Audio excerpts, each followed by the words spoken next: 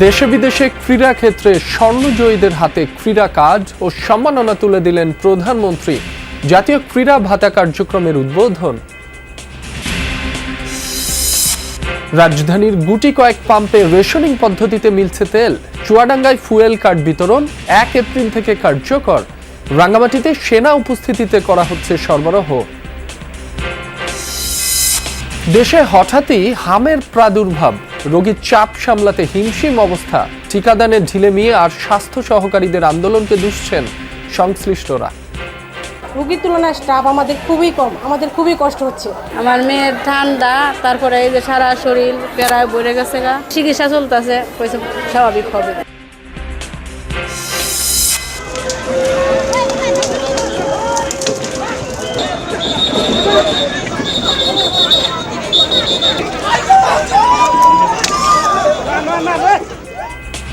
নেপালে ক্ষমতাচ্যুত প্রধানমন্ত্রী ওলিকে গ্রেফতারের প্রতিবাদে পুলিশের সাথে তার সমর্থকদের সংঘর্ষ, আহত হন কয়েকজন, আটক অনেকে।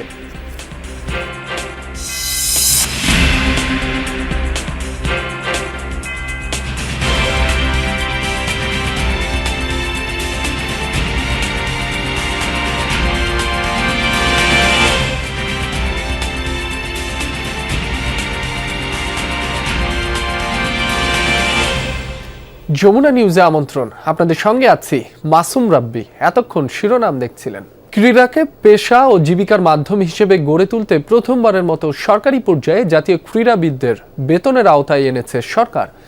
সকালে তেজগাঁওয়ের নিজ কার্যালয়ে ক্রীড়া ভাতা প্রদান কার্যক্রমের উদ্বোধন করেছেন প্রধানমন্ত্রী তারেক রহমান। প্রথম পর্যায়ে 129 জন ক্রীড়াবিদকে ক্রীড়া কার্ড দেয়া হয়েছে। বেতনের পাশাপাশি সরকারের পক্ষ থেকে তাদের সম্মাননাও প্রদান করা হয়েছে। সরকারের লক্ষ্য পর্যায়ক্রমে 500 জন ক্রীড়াবিদকে এই বেতন কাঠামোর আওতায় আনা। যেসব ক্রীড়াবিদ বেতনের আওতায় আসবেন তাদের প্রতি 4 মাস পর পর পারফরমেন্স মূল্যায়ন করা হবে। পারফরমেন্স বজায় রাখতে পারলে তারা এই সুবিধা অব্যাহত রাখতে পারবেন, আর পারফরমেন্সে ঘাটতি দেখা দিলে তালিকা থেকে বাদ পড়বেন। সবার জন্য সমান বেতন নির্ধারণ করা হলেও এর পরিমাণ এখনো ঘোষণা করা হয়নি। এ ঘোষণা প্রধানমন্ত্রীর জন্য সংরক্ষিত রাখা হয়েছে। মধ্যপ্রাচ্যের সংঘাতের কারণে বৈশ্বিকভাবে জ্বালানি তেলের সরবরাহ কমে গেছে। এতে বিপাকে পড়েছেন চালক এবং ফিলিং স্টেশন কর্তৃপক্ষ। সকালে রাজধানীর বেশ কয়েকটি পাম্প বন্ধ দেখা গেছে, তবে রাজধানীর পরিবাগের একটি ফিলিং স্টেশনে রেশনিং করে অকটেন দেওয়া হচ্ছে। স্টেশনটিতে মোটর বাইকে 5 লিটার ও ব্যক্তিগত গাড়িতে 10 লিটার করে অকটেন দেওয়া হচ্ছে। দীর্ঘ লাইনে ঘন্টার পর ঘন্টা অপেক্ষা করছেন মোটরসাইকেল ও প্রাইভেট কার চালকরা। সরবরাহে অস্বাভাবিকতা এবং ভোক্তাদের মধ্যে অনিশ্চয়তা মিলিয়ে অঘোষিত সংকট তৈরি হয়েছে পাম্পে।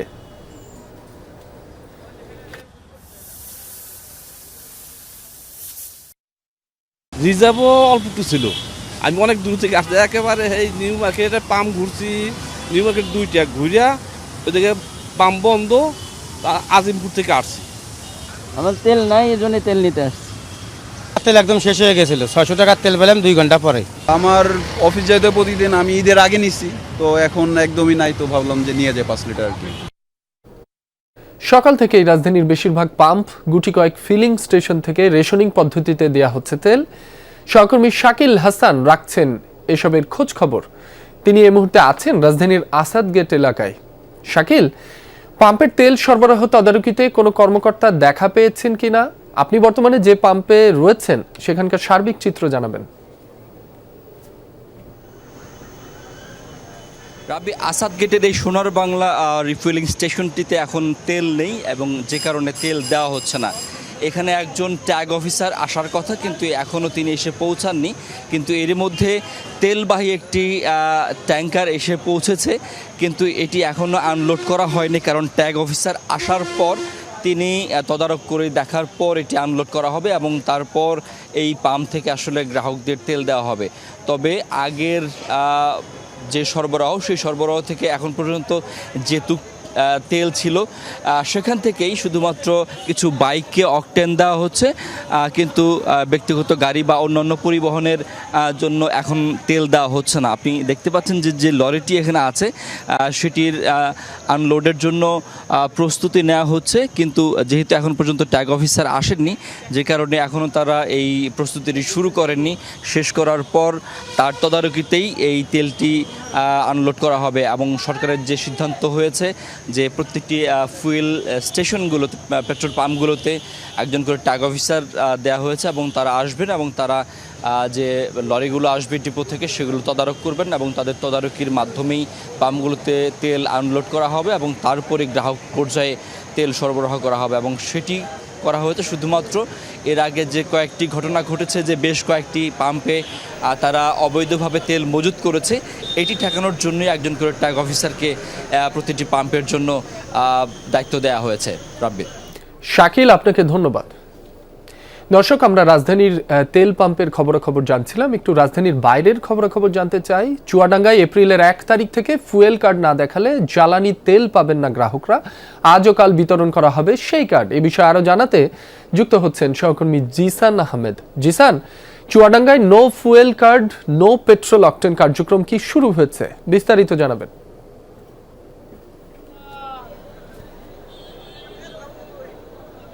রাব্বি, আগামী 1 মার্চ থেকে এই কার্ড ছাড়া ফুয়েল পাওয়া যাবে না, সেই কার্যক্রমের প্রাথমিক অবস্থা শুরু হয়েছে। অর্থাৎ আজকে এই 30 তারিখ এবং 31 তারিখ মার্চ, এই 2 দিন জেলা প্রশাসন ফুয়েল কার্ড বিতরণ শুরু করেছে। আমরা দেখেছিলাম সকাল 6টা থেকে এই জেলা প্রশাসকের কার্যালয়ে চত্বরের সামনে এসে দীর্ঘ লাইন দিয়েছেন গ্রাহকরা, অর্থাৎ যারা পেট্রোল কিংবা অকটেন নিতে আগ্রহী সেই সব গ্রাহকরা, এবং তারা এই দীর্ঘ লাইনে দাঁড়িয়ে থেকে তাদের প্রয়োজনীয় কাগজপত্র, অর্থাৎ তাদের ড্রাইভিং লাইসেন্স, গাড়ি রেজিস্ট্রেশন নম্বর এবং জাতীয় পরিচয়পত্র, সেই সাথে 1 কপি ছবি, এইগুলো জমা দিচ্ছেন। এখনো পর্যন্ত কেউই আসলে ফুয়েল কার্ড হাতে পাননি, অর্থাৎ প্রয়োজনীয় কাগজপত্র জমা দিয়েছেন। হয়তো আর কিছুক্ষণের মধ্যেই যারা জমা দিয়েছেন তারা এই কার্ড হাতে পেতে পারেন, এবং এই কার্ড হাতে পাওয়ার পরে আগামী 1 এপ্রিল থেকে সেই কার্ড দেখিয়ে পেট্রোল পাম্প থেকে এই জ্বালানি সংগ্রহ করা যাবে। জেলা প্রশাসন যেটি বলছে যে হর হামেশাই যেই খোলা বাজারে তেল বিক্রি হচ্ছে কিংবা পাম্পে যে বিশৃঙ্খলা তৈরি হচ্ছে সেটি কাটানোর জন্যই মূলত এই উদ্যোগ নেওয়া হয়েছে। এই উদ্যোগের ফলে আসলে জ্বালানির যেই ব্যবস্থাপনা, সুষ্ঠু ব্যবস্থাপনা এবং যে সরবরাহ সেটি আসলে স্বাভাবিক হতে পারে অনেকটাই।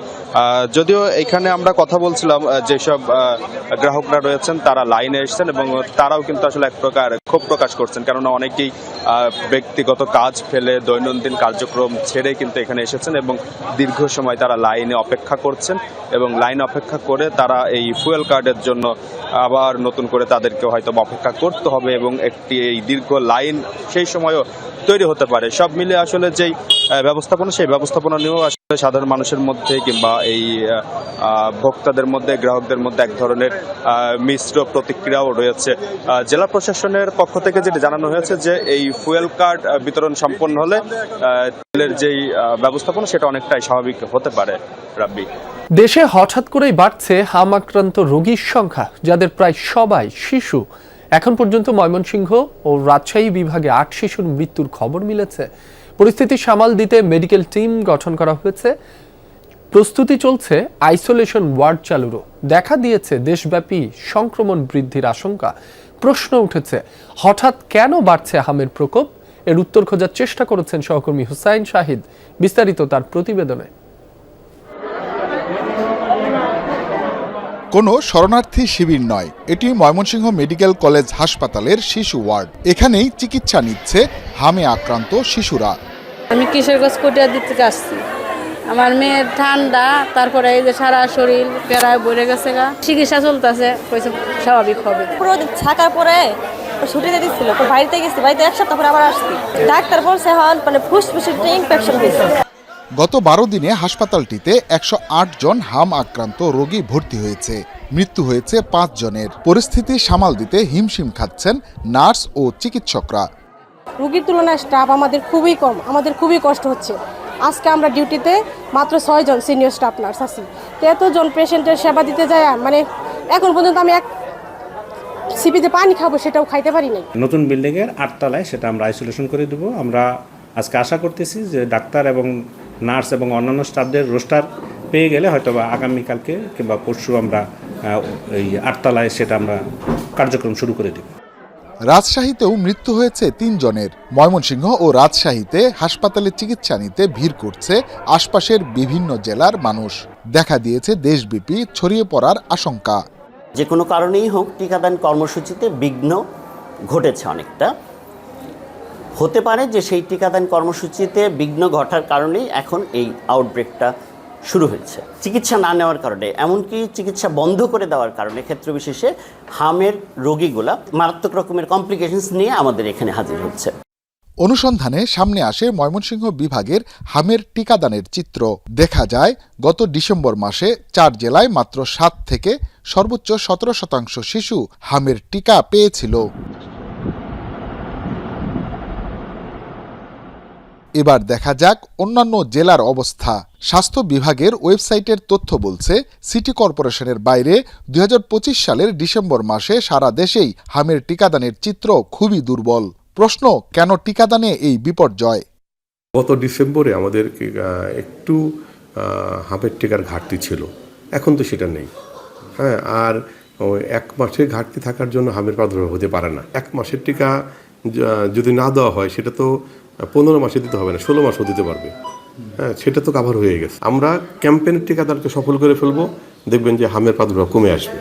গত ডিসেম্বরে স্বাস্থ্য সহকারীরা 6 দফা দাবিতে স্বাস্থ্য অধিদপ্তরের সামনে টানা অবস্থান কর্মসূচি ও কর্মবিরতি পালন করেন। এই আন্দোলনের ফলে সারা দেশে মাঠ পর্যায়ে টিকাদান কার্যক্রম ব্যাপকভাবে ব্যাহত হয়। পাশাপাশি একই সময়ে টিকার সংকটের বিষয়টিও সামনে আসে। স্বাস্থ্যকর্মীরা একটা আন্দোলন করেছিল এবং একই সময়ে আমরা এটাও শুনছি যে ওই সময় পর্যাপ্ত টিকা ছিল না।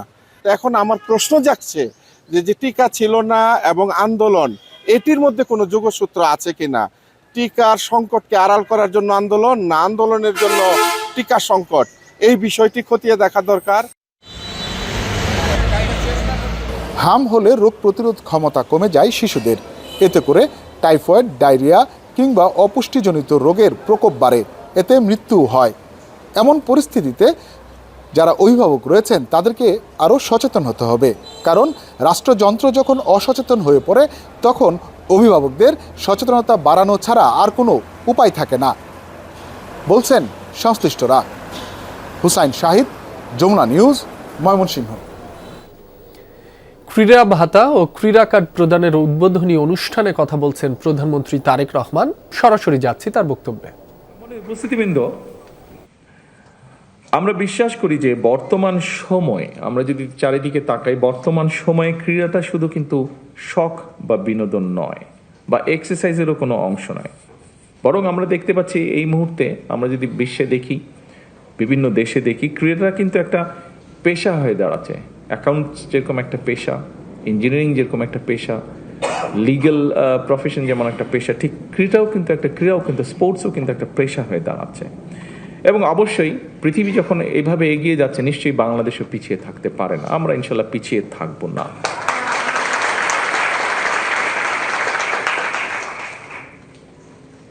উপস্থিতিবৃন্দ, বর্তমান সরকার একটি নির্বাচিত সরকার, একটি রাজনৈতিকভাবে নির্বাচিত একটি সরকার, এবং স্বাভাবিকভাবে আমরা একটি নির্বাচন প্রক্রিয়ার মাধ্যম দিয়ে এসেছি।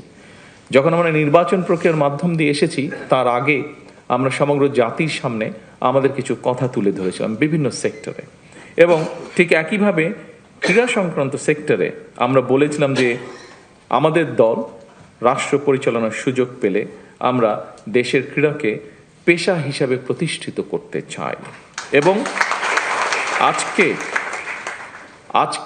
আজকের এই অনুষ্ঠানটি আমরা যে প্রতিশ্রুতি জনগণকে দিয়েছিলাম, দেশের মানুষকে দিয়েছিলাম, সেই প্রতিশ্রুতির কাজটি আমরা ধীরে ধীরে শুরু করেছি। আজকের এই অনুষ্ঠানটি হচ্ছে তার প্রমাণ বা সাক্ষ্য।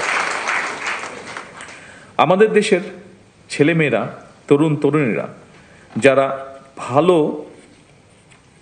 খেলায় যারা ভালো করবেন, যারা যে খেলায় আনন্দ পাবেন, তারা যাতে তাদের পছন্দের সেই খেলাটিকে পেশা হিসাবে গ্রহণ করতে পারেন, পেশা হিসাবে নিতে পারেন, মনোযোগ দিয়ে, মনের আনন্দ দিয়ে যাতে গড়ে তুলতে পারেন একজন খেলোয়াড় হিসাবে নিজেকে, সেজন্যই খেলাধুলাকে পেশা হিসাবে নিয়ে একজন খেলোয়াড় যাতে অর্থনৈতিকভাবে অনিশ্চয়তার মধ্যে না থাকেন, সে লক্ষ্যেই কিন্তু বর্তমান সরকার খেলোয়াড়দেরকে ধারাবাহিকভাবে আমরা যে একটা সুনির্দিষ্ট নীতিমালার ভিত্তিতে আমরা একটা সাম্মানিক কাঠামোর আওতায় আনার কাজটি বাস্তবায়ন আজকে শুরু করেছি, যেটি পরিকল্পনা আপনারা যারা নির্বাচনের আগে খেয়াল করেছেন, দেখেছেন, রেডিও টিভিতে পত্র পত্রিকায় দেখেছেন, পড়েছেন, আপনারা নিশ্চয়ই খেয়াল করেছেন। এই কথাটি কিন্তু আমরা তখন বলেছিলাম, যার বাস্তবায়নের কাজ আল্লাহর রহমতে আমরা আজকে শুরু করলাম। এবং দেশ স্বাধীন হওয়ার পরে এই প্রথমবারের মতন কিন্তু ক্রীড়াবিদদেরকে একটি সম্মানী কাঠামোর আয়তা যে আনা হয়েছে, এটি শুরু হলো আজকে থেকে। সম্মানিত উপস্থিতিবৃন্দ, প্রিয় খেলোয়াড়বৃন্দ, সকল শ্রেণী পেশার মানুষের জীবন মানকে উন্নয়নের লক্ষ্যে আমরা কিন্তু অন্য অন্য সেক্টরেও কাজ করেছি। যেমন নারীদের ক্ষমতায়নের জন্য আমরা এর মধ্যে ফ্যামিলি কার্ডের কাজ শুরু করে দিয়েছি। হতে পারে এই মুহূর্তে স্কেলটি ছোট, কিন্তু ধীরে ধীরে আমরা এটিকে ইনশাল্লাহ লক্ষ্যে নিয়ে যাব, আমাদের যে লক্ষ্য সেটিতে নিয়ে যাব।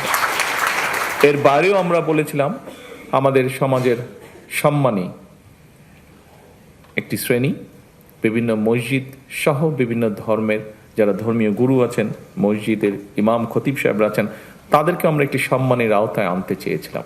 সেই কাজটি আমরা শুরু করেছি, আপনারা নিশ্চয়ই সংবাদের মাধ্যমে এটি দেখেছেন।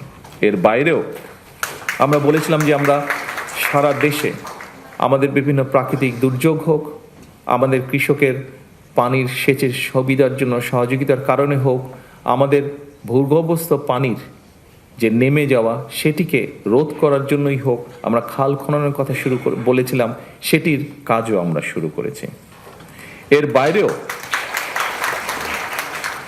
বাইরেও আমরা বলেছিলাম যে আমরা এই দেশের কৃষকরা হচ্ছে এই দেশের সবচেয়ে বড় একটি অংশ। আমাদের স্বজন পরিবার স্বজন আছেন এবং তাদের মধ্যে অনেকেই প্রত্যক্ষ পরোক্ষভাবে কৃষির সাথে জড়িত।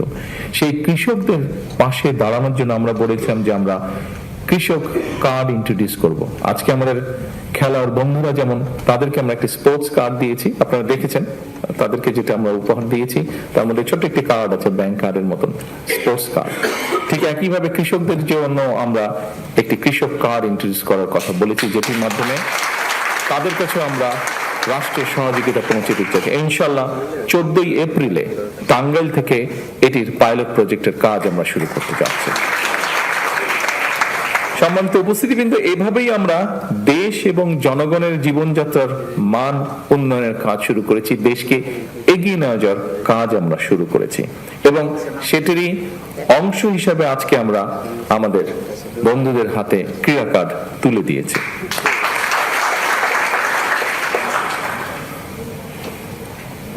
প্রিয় ভাই বোনেরা, সবার জন্য ক্রীড়া, এই প্রতিপাদ্যেই সরকার পিছিয়ে পড়া জনগোষ্ঠী অথবা বিশেষ চাহিদা সম্পন্ন ব্যক্তি যারা খেলাধুলায় অংশ নিতে চান, তাদের জন্য কিন্তু আমাদের পরিকল্পনা আছে, আমাদের চেষ্টা আছে যে দেশে বিদেশে সকল ধরনের যে সুবিধা রয়েছে সেরকম সুবিধাগুলো আমরা ধীরে ধীরে গড়ে তুলতে চাই। আমরা ক্রীড়াকে পেশা হিসেবে প্রতিষ্ঠিত করার জন্য আমরা এর মধ্যেই, বর্তমান সরকারের মধ্যেই অনেকগুলো পরিকল্পনা বা কর্মসূচি হাতে নিয়েছে। দেশে বর্তমানে আমরা সকলেই যেটা জানি, আলোচনাও করি, আমরা যখন পারিবারিক আসরে বসি, বন্ধু বান্ধবের আসরে বসি, আমরা সাধারণত মোস্ট অফ দ্য কেসে আমরা কিন্তু ক্রিকেট বা ফুটবল নিয়ে আলোচনা করি, কিন্তু এর পাশেও আমাদের কিন্তু দেশে অনেকগুলো খেলাধুলা আছে, যেমন আর্চারি আছে, বক্সিং আছে, জিমন্যাস্টিক্স আছে, ওয়েট লিফটিং আছে, সাঁতার আছে, প্যারা সুইমিং আছে, যেটাতে বাংলাদেশের ছেলেমেয়েরা ভালো করছে, প্যারা অ্যাথলেটিক্স আছে, অলিম্পিক ক্যারাতে আছে, প্যারা অলিম্পিকে আমাদের ছেলেমেয়েরা অনেক ভালো করেছে মেইন অলিম্পিকের থেকে। এর বাইরে যদি আমরা ধরি টেবিল টেনিস আছে, হুইল চেয়ার বাস্কেটবল আছে, খুব সম্ভব, হ্যাঁ হুইল চেয়ার বাস্কেটবল আছে, এরকম অনেকগুলো খেলা আছে। এই খেলাগুলোকে আমরা সামনে এগিয়ে নিতে চাই। শুধু যে ক্রিকেট বা ফুটবল তা না, এর পাশাপাশি অন্য খেলাগুলোকে আমরা সামনে এগিয়ে নিতে চাই এবং এর জন্য সরকারি বেসরকারি পৃষ্ঠপোষকতা, সরকারি পৃষ্ঠপোষকতা আপনারা দেখছেন আমরা এই কাজটি শুরু করেছি। আমরা আশা করব বেসরকারি যে প্রতিষ্ঠানগুলো আছে তারাও সরকারের পাশাপাশি এগিয়ে আসবেন আমাদের খেলোয়াড়দেরকে বিশ্বের দরবারে তুলে ধরার জন্য।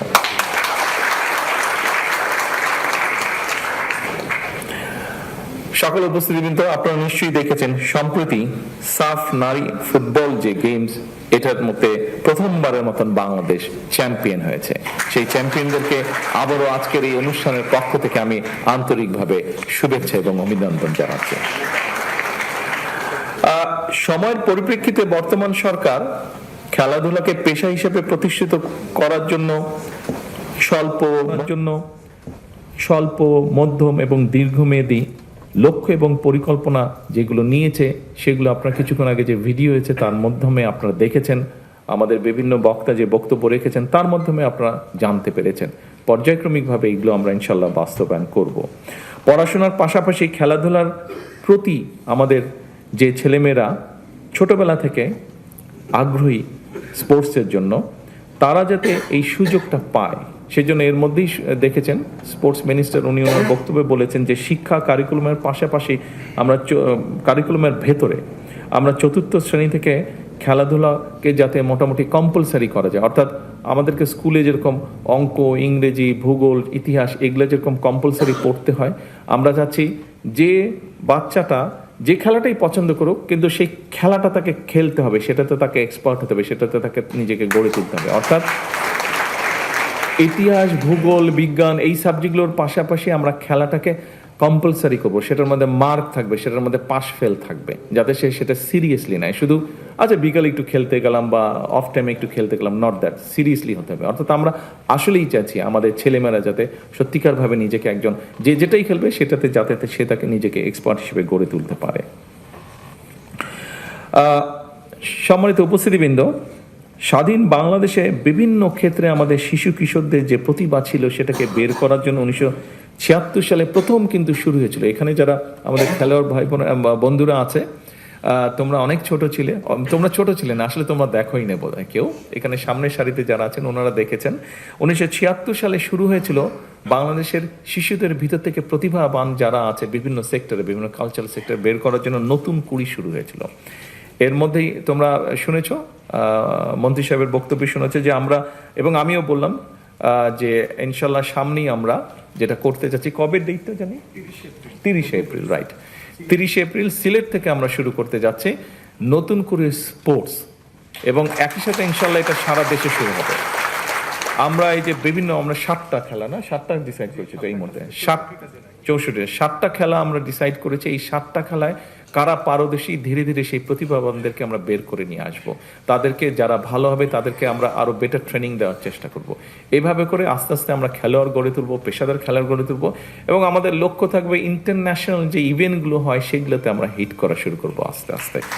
এবং আমাদের ছেলেমেয়েরা যে দেশের জন্য সম্মান বয়ে নিয়ে আসতে পারে এটার প্রমাণ এর মধ্যেই প্রতিষ্ঠিত হয়েছে। ইনশাল্লাহ আগামী দিনে আমরা আরো বেশি সম্মান বয়ে নিয়ে আসবো।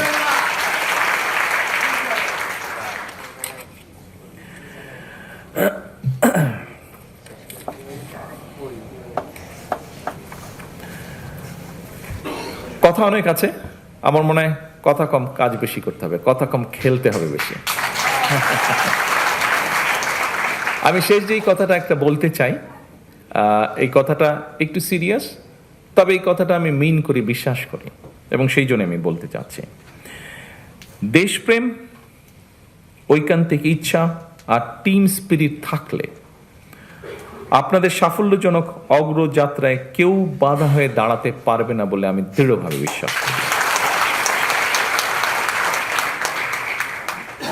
আপনাদের প্রতি খেলোয়াড় বন্ধুরা, আপনাদের সকলের প্রতি আমার একান্ত আহ্বান, একান্ত অনুরোধ, পেশাদার খেলোয়াড়ি জীবনে আপনারা কোনো রাজনৈতিক দল বা গোষ্ঠীর প্রতিনিধি নন। আন্তর্জাতিক প্রসঙ্গ, নেপালে আবারও পুলিশের সাথে সংঘর্ষে জড়িয়েছে ক্ষমতাচ্যুত প্রধানমন্ত্রী কেপি শর্মা ওলির সমর্থকরা। রোববার ওলিকে গ্রেফতারের প্রতিবাদে রাজধানী কাঠমান্ডুর রাস্তায় নেমে আসে তারা। সে সময় পুলিশ লাঠিচার্জ করলে আহত হয় বেশ কয়েকজন, আটকও করা হয় অনেককে। শনিবার নেপালের সাবেক এই প্রধানমন্ত্রীকে গ্রেফতারের পর থেকেই উত্তপ্ত কাঠমান্ডুর রাজপথ। সেদিনও ওলির সমর্থকরা প্রধানমন্ত্রীর কার্যালয়ের কাছে টায়ার জ্বালানোর চেষ্টা করলে পুলিশ বাধা দেয়। পরিস্থিতি নিয়ন্ত্রণে নিক্ষেপ করে টিয়ার গ্যাস, করে লাঠিচার্জ। এতে অন্তত একজন আহত হয়েছে বলে জানান প্রত্যক্ষদর্শীরা। ইসরায়েলের দক্ষিণাঞ্চলীয় শিল্প এলাকায় ব্যাপক হামলা চালিয়েছে ইরান। বীরশেবায় রাসায়নিক কারখানা লক্ষ্য করে ছুড়েছে মিসাইল। বিস্ফোরণের পর ছড়ায় আগুন, কালো ধোঁয়ায় ছেয়ে যায় বিশাল এলাকা। রাসায়নিক লিকেজের সংখ্যায় আশপাশের বাসিন্দাদের ঘরে থাকার নির্দেশনা দিয়েছে কর্তৃপক্ষ। হামলা হয়েছে ইসরায়েলের আরও কয়েকটি এলাকায়। মধ্যপ্রাচ্যের অন্যান্য দেশেও মিসাইল ছুড়েছে ইরান। অবশ্য সেসব ভূপাতিতে দাবি করেছে বাহরাইন, জর্ডান, কাতার, সৌদি আরব ও সংযুক্ত আরব আমিরাত। কুয়েতের একটি প্ল্যান্টে হামলায় এক ভারতীয় শ্রমিক নিহত হয়েছেন। এদিকে ইরানে অব্যাহত যৌথ বাহিনীর আগ্রাসন। বোমা ছুড়েছে ইস্পাহান বিশ্ববিদ্যালয়ে। তাবরিজে হামলার শিকার পেট্রোকেমিক্যাল প্ল্যান্ট। বৈদ্যুতিক স্থাপনায় হামলার কারণে বিদ্যুৎ বিচ্ছিন্ন তেহরানের বিশাল এলাকা। আক্রান্ত দেশটির আরও কিছু শহর। মধ্যপ্রাচ্যে যুদ্ধ বন্ধে প্রথম দিনের মতো বৈঠক হয়েছে পাকিস্তান, সৌদি আরব, তুরস্ক ও মিশরের মাঝে। পাকিস্তানের রাজধানী ইসলামাবাদে রোববার আলোচনায় বসেন 4 দেশের পররাষ্ট্রমন্ত্রী। একাধিক সূত্র জানিয়েছে, আলোচনায় বিশেষভাবে গুরুত্ব পেয়েছে হরমুজ প্রণালী পুনরায় চালুর ব্যাপারটি। বৈঠক শেষে পাকিস্তানের পররাষ্ট্রমন্ত্রী ইসহাক দার জানিয়েছেন, চলমান যুদ্ধ দ্রুত ও স্থায়ীভাবে শেষ করার সম্ভাব্য উপায়গুলো আলোচনা করেছেন তারা। এছাড়া ইসলামাবাদে সম্ভাব্য যুক্তরাষ্ট্র ইরান আলোচনার বিষয়েও কথা হয়েছে। 4 পক্ষীয় এ বৈঠকের আগে 3 দেশের পররাষ্ট্রমন্ত্রীর সাথে পৃথকভাবেও মতবিনিময় করেন দার। সোমবার দ্বিতীয় ও শেষ দিনের মতো আবারও আলোচনায় বসার কথা রয়েছে তাদের।